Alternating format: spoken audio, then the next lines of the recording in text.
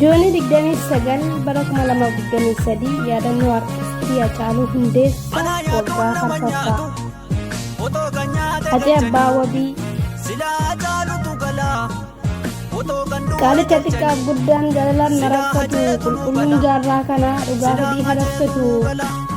haala galfachiisaa sabaa uummata nyukkurfamoo dura bu'eetti morma qonnaaf gocha warra hamoo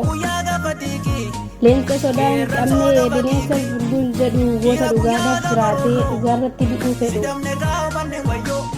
qaaliyyoo kaayyoon soofee akka limmoo qallise hayyuu gatii namummaa gochaamitti agarsiise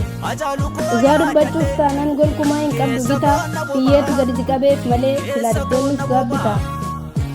guyyattii abaaramtuun waxabajjiin 22 garaa nutti jabaatetuma nutti dhiifte gaddaamaa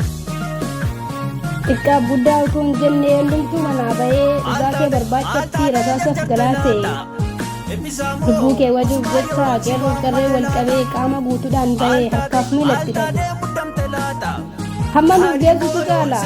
harka nuuf oolte dhabde miidhaman oolchuudhaaf ofii kee gidduutti dhabde maaltu du'a komataa qalboodhaan beektu safuu biyyeen siifaa salphatu seenaan kee nutti hafu galatoomii Hacaaluu jechan qabu kan biraa seenaa keetu si wajjin onnee keessa nu jira tibba roorrisaa alagaa gaafa booree siin dhaadanna ekeraan kee haa boqotu nus baraan si yaadanna galatooma.